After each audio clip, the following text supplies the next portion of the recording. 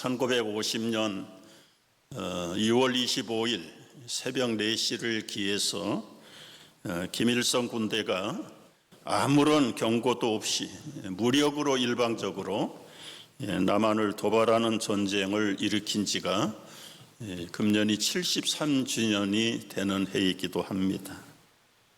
나라를 위해서 수없이 많은 생명을 희생한 우리 순국 선열들에게 감사해야 할 것이고, 이 한국 전쟁이 한동안 잊혀진 전쟁이라고 불리울 정도로 기억에서 많이 사라졌다고 해요. 그 이유는 2차 대전이 끝나고 한국 전쟁도 3년 이상을 했지만은 곧 이어서 베트남 전쟁이 19년 동안을 미국의 무수한 생명들을 바쳐야 됐기 때문에 그 큰 전쟁 두 속에 끼어가지고 한국의 전쟁은 포가튼 월, 잊혀진 전쟁으로 미국인들에게는 불릴 정도로 기억을 잊어버리는 전쟁 중에 하나였습니다. 물론 우리 한국의 백성들도 여러 가지 많은 엄청난 인생의 삶의 굴곡 가운데서 한국 전쟁을 많이 잊어버리고 사는 경우가 허다하다고 합니다. 그래서 먼저 오늘은 잊혀진 6.25 전쟁, 한국 전쟁을 간단히 한번 상기해 보려고 합니다. 이 한국 전쟁이 일어나게 된 그 시대적인 역사적인 배경을 먼저 알아야 합니다. 36년 일본 폭압 정치에서 해방이 됐을 때 한국에는 똑똑한 사람, 배운 사람, 지식 있는 사람, 국가를 위해서 독립하려고 하는 의지가 있는 사람은 완전히 소탕해버렸습니다.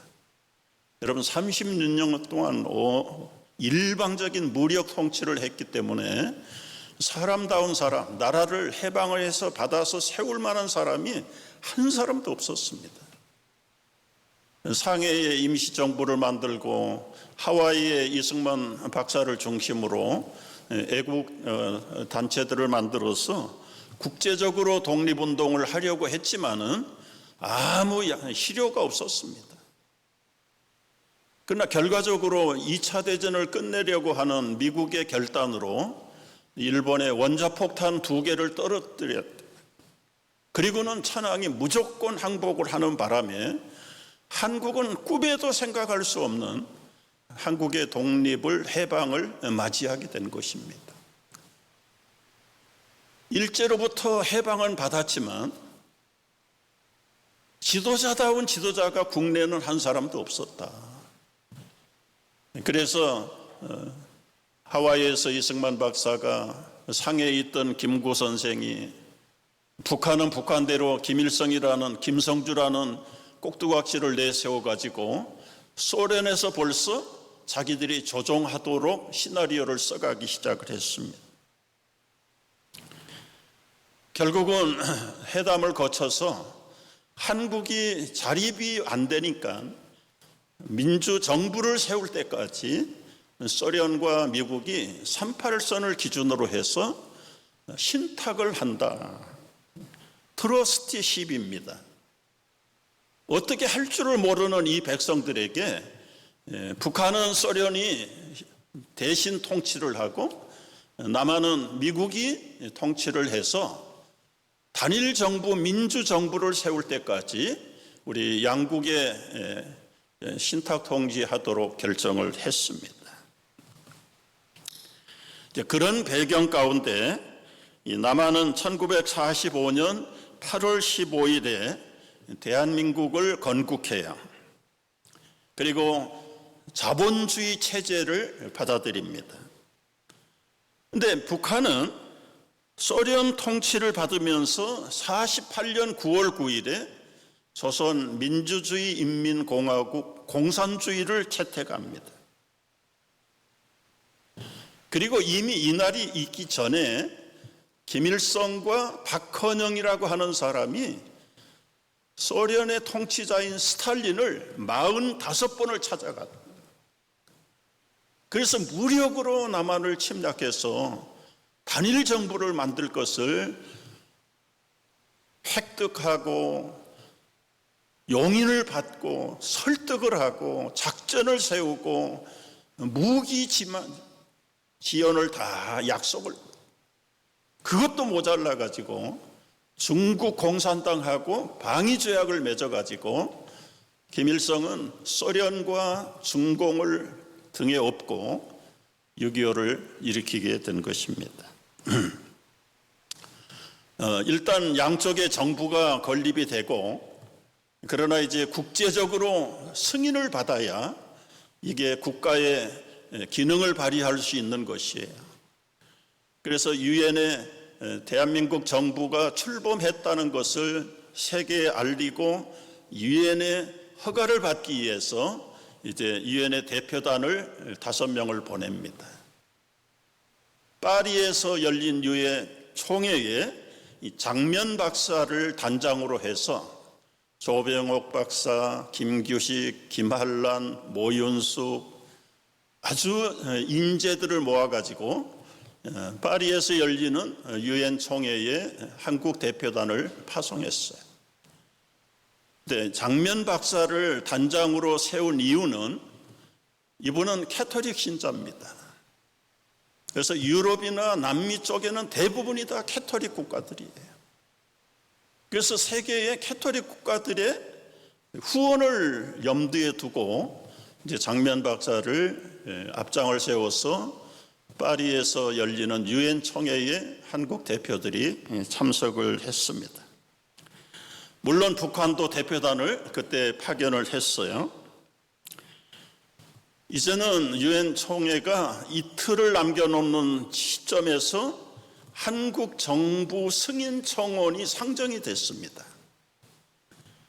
그래서 이제 각 나라 대표들이 한국 정부를 우리가 인정을 할 것인가 안 할 것인가 토론이 시작됐어요. 토론이 시작되면서 먼저 발언을 신청한 사람이 소련 대표요. 이 사람들은 뒤에서 다 조작을 했기 때문에 한국 정부를 인정할 수가 없는 거죠. 그래서 소위 말하는 마이크를 잡고 2시간, 3시간, 4시간씩 시간을 끌어 하루 종일 반대 의사를 해서 남한 정부는 이승만이 독재를 할 것입니다. 미국 백업을 얻고 나서 미국 제국주의가 될 것입니다. 계속 지연작전을 해가지고 이틀 남았는데 첫날 그냥 시간이 다 마감돼서 휴회가 돼버렸어. 여러 가지 상황으로 볼 때 이 대표단들이, 특별히 장면 박사가 이게 내일 마지막 날인데 내일 또 틀림없이 이렇게 또 방해 공작을 일으킬 게 너무 조급해서 대표단들을 모아놓고 파리의 어느 한 예배당을 빌려서 오늘 우리가 하나님께 밤새도록 부르짖고 기도합시다.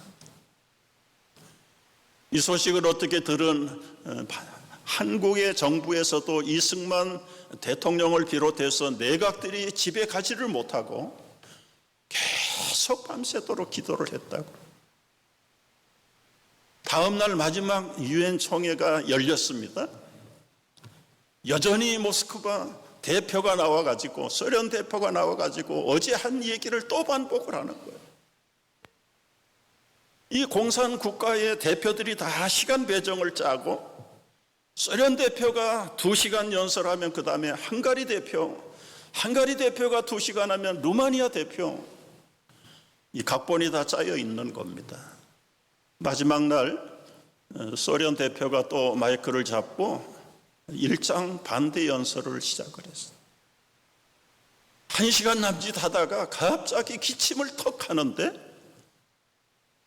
성대 결절이 일어나가지고 말을 못하게 됐다. 말을 못하게. 그리고는 호흡이 곤란해가지고 자리에서 절도를 하고 쓰러집니다. 이머전시에 실려가지고 뒷문으로 나갔어요. 근데 헝가리 대표는 자기 차례가 아직도 1시간 이상 남은 거예요. 본회의장에 들어오지도 않고 라비에서 커피 마시면서 시계 보고 여유작작하게 시간을 허비하고 있었어요. 본회의장에서 어떤 사건이 일어났는지 아무도 낌새를 몰랐어요. 사회자가 나왔습니다. 이어서 발언할 나라 대표 있으면 신청하십시오. 아무도 지금 다 밖에 나가서 놀고 있어요.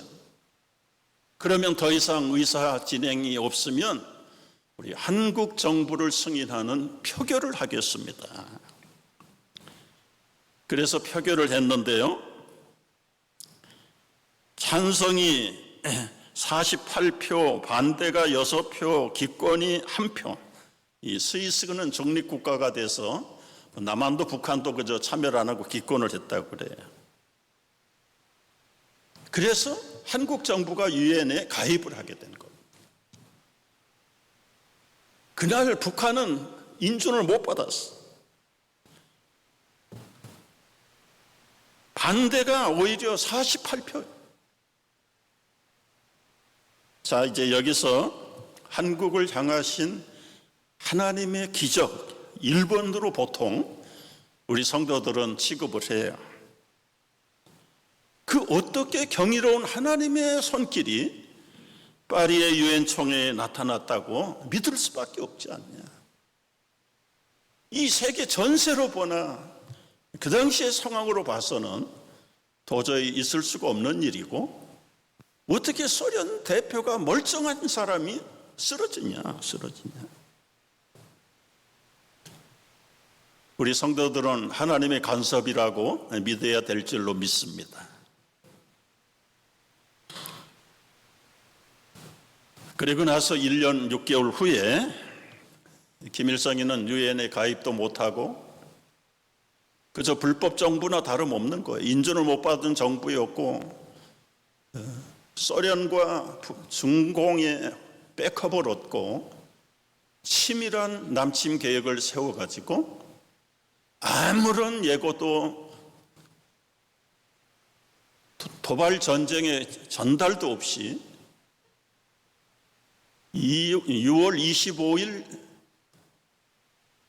세상 말로는 일요일 남한에서는 아무 징조를 몰라서 군인들 3분의 1을 저녁으로 다 휴가를 내보내버려요. 그 틈을 이용해서 새벽 4시에 38선을 떠나서 남한을 향해서 왔습니다. 두 번째 한국 전쟁에 나타난 기적이 있는데요. 이 한국의 전쟁이 터졌다는 이야기를 미국이 트루만 대통령에게 전달을 했어요. 트루만 대통령은 그때 휴가차 자기 농장에 가서 지나고 있을 때 면도를 하다가 연락이 왔는데 그건 뭐 또 전쟁이 났구만. 별로 관심이 없어요. 이미 H로선이라고 해서 그 당시만 해도 미국은 한국과 대만을 자기들의 방위 라인에서 집어넣지 않았어요. 일본이 최전선입니다. 일본에는 미군들을 많이 파송을 해가지고 일본까지 지키는데 한국에 대해서는 신탁 통치하는 군정청의 직원들 몇백 명만 보냈지 군대를 보내지 않았습니다. 이미 미국 군대는 다 철수를 했습니다. 그래서 이 트루만 대통령의 관심 바뀌었어요. 전쟁이 일어나든 북한이 먹어버리든 말든 간에. 그런데 얼마 있다가 빌리그램 목사님이 긴급하게 연락을 했어. 카카, 미국이 한국 전쟁을 막지 않으면 세계에서 크리스찬이 가장 많은 두 번째 나라입니다. 우리 미국 다음으로 많은 크리스찬 50만 명이 공산주의에 죽임을 당합니다. 이게 하나님이 기뻐하시겠습니까? 그 소리를 듣고 트루만 대통령이 10초 만에 마음을 바꿨다. 이게 두 번째 기적이에요. 세 번째 기적은 미국이 상정을 해서 안보리 이사회를 소집을 해요. 유엔군을 파견하려면 상임 이사국의 전원 만장일치를 얻어야 돼. 11개국 이사국 대표 중에 상임 이사국 4개 나라를 포함한 9개 이사국이 모였습니다. 그런데 북한에 무기와 탱크까지 지원하고 모든 뒷조정을 하는 소련 대표가 참석을 했으면 이거는 99% 100% 가결이 안 되는 겁니다. 한 나라도 반대하면 안 되니까. 그런데 원인, 이유를 알 수 없이 소련 안보리 대표가 불참을 합니다. 어떻게 6.25를 일으키게 되었는가, 그 뒷배경, 시대적인 배경이 사실은 굉장히 중요해요. 우리 성도들이 꼭 알아야 될 것 하나가 있는데, 북한의 대표는 김일성이 주석입니다. 부주석으로 박헌영이라고 하는 인물이 있습니다. 여러분, 여기 김일성은 자기 어머니가 강반석 권사님이고 자기 아버지도 교회 중직자였습니다. 외삼촌은 강양욱 목사였습니다. 믿음의 가정에서 태어나서 믿음으로 김일성이도 성장을 했습니다. 어느 순간 믿음을 버리고 공산주의로 사상을 바꾸면서 아주 세계적으로 민족적으로 씻을 수 없는 엄청난 전쟁 범죄를 저질렀다. 한 사람의 변절이 이렇게 무서운 결과를 나타내는데, 박헌영이라고 하는 사람이 김일성 못지않는 사람. 박헌영이는 충청도 예산 출신의 부잣집의 서자였다고 그래요. 본처가 아들을 못 낳으니까 이제 소시를 데려다가 난 아들이 박헌영인데 머리가 비상해. 그래서 그 충청도 예산에서 경성보통고등학교, 지금으로 말하면 경기고등학교 입학을 한 거예요. 1등으로 졸업을 하고 아주 동아일보에, 조선일보에 기자 역할을 하면서 상당히 뛰어난 리더십을 가지고 승동교회를 열심히 댕겼다. YMCA에 가서 영어를 열심히 배우고 특별히 조국의 독립운동을 위해서 1900년생입니다. 3.1절 만세 사건이 19년에 있었으니까 19살, 20살에 만세운동에도 앞장을 섰던 사람이 박헌영이라는 젊은이였어요.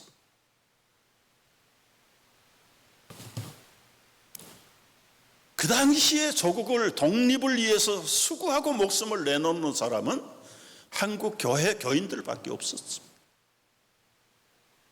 33인 민족의 대표 가운데 16명이 목사님, 장로님들이잖아요. 원래는 33명 다 기독교인이에요. 근데 마지막 채택하기 전에 우리나라의 작지만 그래도 종교의 탄압을 위해서, 그 백성들의 여론을 위해서 기독교만 33인 대표로 나가면 다른 불교나 천도교나 다른 종교를 가진 사람들은 소외감을 느끼지 않냐. 그래서 자원해가지고 물러서고 사양할 분들을 16분을 남기고 나머지 16분, 17분을 다른 종교 출신들의 독립운동가들로 채운 거예요. 그건 아주 좋은 아이디어였다고 생각을 합니다. 물론 나이가 젊은 박헌영은 민족 대표에 들어갈 만한 나이는 아니었습니다. 절대적으로 미국의 유학을 꿈꾸면서 영어를 열심히 배웠다. 그리고는 3.1절 만세운동에 앞장을 서서 생명을 다 바칠 정도로 열렬하게.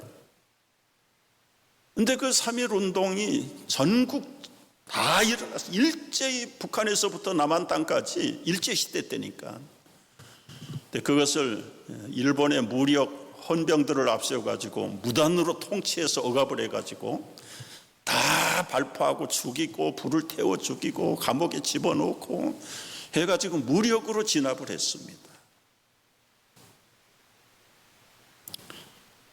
일단 불은 껐는데 일본 황국에서 그 과정을 검토하는 가운데 속으로 굉장히 놀란 거예요. 아시아의 다른 민족들은 찍소리도 못하는데 그 큰 중국도 아무도 한 사람도 항의하는 사람이 없는데 수백 수천이 죽임을 당하고 감옥에 가도 소수의 한국 조선 민족들은 이렇게 다뤄가지고는 앞으로 해결책이 없다. 그래서 식민지 통치의 정책을 바꿉니다. 지금까지는 무단 정치를 했어요. 포갑을 했어요. 그런데 그 다음부터는 데라우치 총독이遷지되면서 한국은 일본하고 같은 민족, 같은 나라다. 내선일체라는 어떤 정책을 내세워가지고 우리는 1등 국가를 만드는 한민족 한나라다. 그래서 문화 유화 정책을 쓰기 시작합니다.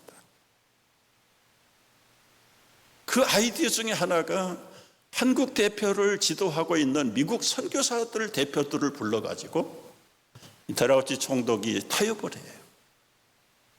이제 앞으로 우리 일본은 조선에 있는 기독교에 대해서 전혀 간섭을 하지 않겠습니다. 그 대신에 한국에 있는 기독교인들도 정치에는 간섭하지 않기를 바랍니다. 이게 소위 말하는 정교 분리주의를 만들어버리는 거예요. 교회는 교회만 들여다보고 전도하는 것까지도 우리는 허용한다. 그러나 정부가 하는 일 간섭하면 안 된다. 우리도 교회를 전혀 간섭하지 않는다. 이 분별이 약한 선교사님들이 받아들였어요. 그리고 한국교회 대표들을 불러가지고 계속 이제 강조를 합니다. 자, 우리끼리 열심히 전도하고 기도하자. 정부가 우리 교회를 탄압하지 않는 된다. 얼핏 보면 굉장히 좋은 거잖아요. 그러면서 야금야금 뒷공장을 해가지고 모든 교단들이 모든 국민들이 동방요배라고 해서 천왕이 있는 동쪽을 보고 아침에 일어나서 절을 하게 합니다. 이건 우리가 내선일체니까 조선인이지만 앞으로 우리는 황국신민이다. 그래서 우리 천황에게 경배하고 이게 조금 발전을 해가지고 이제는 신사참배는 국민의 의무다. 야금야금 유화정책을 써가지고 한국 장로교회만 빼놓고 다른 교단, 캐토릭은 이미 말할 것도 없고 모든 감리교, 성결교 할 것 없이 다 신사참배에 있었다. 평양신학교를 중심으로 한 한국 장로교회의 목사들 이걸 몇 년 동안 공작을 한 거예요. 그래가지고 27회 총회가 산정현 교회에서 열렸는데 250명 총대 대표들이 모였습니다. 사회를 맡은 총회장이 우리 한국과 조선과 일본은 한나라 민족이 됩니다. 따라서 일본 국민들이 의례적으로 해온 신사참배는 우상숭배가 아니라 내선일체 정책에 따라서 국민의 기본적인 의례에 해당되는 예식일 뿐입니다. 이제 가결하겠습니다. 찬성하면 예하세요. 모기만한 목소리 몇 개가 예하고는 아니요 하면은 물어야 되는데 아니요를 묻지 않고 그러면 전원 통과된 것으로 알고 땅땅땅. 그때 몇 사람이 일어나서 캐나다 선교사, 미국 선교사 몇 사람이 일어나서 아니요, 아니요. 일본 경찰들이 와서 이 사람들을 잡아야 한다. 그리고는 총회를 중단하고 250명 대표들을 데리고 신사참배하러 갑니다. 이 뉴스가 조선의 젊은 기독교인들 청년들에게 알려지면서부터 가슴이 끓고 있는 교회의 젊은이들 가슴이 싸늘하게 식어버린 거예요. 그래도 민족의 독립은 교회를 믿어왔는데 모든 교회가 이제는 다 굴복하고 일본의 유화 정책에 넘어가 버리는 이 교회, 실망해서 젊은이들이 교회를 다 떠납니다. 박헌영도 그때 교회를 떠났죠. 1919년 2년 전 1917년에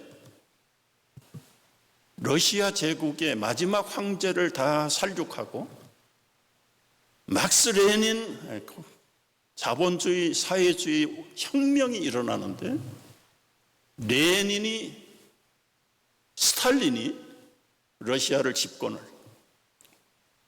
그리고는 황제 가족을 비롯해서 그 수많은 귀족들을 다 처단합니다. 재산을 몰수하고 생명을 살육하고, 그리고는 낫과 망치를 들고 세계의 노동자들이여 단결하라. 이제는 이 땅의 유토피아를 우리는 세울 수 있다. 평등, 그리고는 우리의 노동자들의 생산을 통해서 지상 낙원을 만들자. 막스 레닌, 칼 막스주의가 세계를 휩쓸어 가지고 유럽을 비롯해서 조선에 있는 젊은이들까지 빨아들이기 시작. 여기에 교회에 실망을 했던 박헌영이가 소련에 가서 레닌 학교에 입학을 합니다. 스탈린도 신학교 출신인데 졸업을 한 달 앞두고 러시아 종교회가 1000년 동안 행포하는 것에 불만을 품고 신학교 졸업한 한 달을 앞두고 변절을 해요. 그리고 칼 막스 사상을 받아들이고 앞장을 서가지고 공산 노동혁명의 선두잡이가 됐어요. 여러분, 이런 뒷배경이 있어가지고 김일성이가 이제 북한을 주도하고 있을 때 박헌영이하고 연결이 됐어요. 박헌영이 남노당을 조직하는 사명을 띠고 서울을 중심으로 남한 노동당 창설을 합니다. 머리 좋지요. 기자 출신이죠. 선전에는 뛰어난 기술을 가진 사람. 어느 날 갑자기 전봇대마다 벽보마다 조선노동당 만세, 박헌영 만세.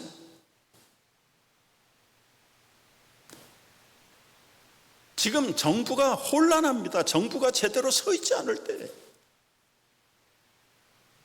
남한의 정부, 백성들이 얼마나 노동자들의 그 유토피아에 심취를 했는지. 주로 이제 다 소작인들이잖아요. 가난한 백성들이잖아요. 미 군정청이 통치를 하면서 남한의 백성들에게 여론조사를 했어요. 앞으로 남한은 민주주의를 선택할 것인가, 공산주의를 선택할 것인가. 여론조사 결과 남한 백성들 78%가 우리는 공산주의. 이게 거의 다 넘어가 버린 거예요. 남한 노동당 당원들이 100만 명이 넘어요. 가입한 100.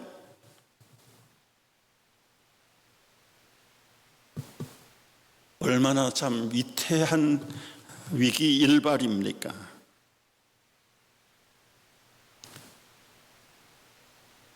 소련의 공산주의가 상해 임시정부를 설립했다는 이야기를 듣고요.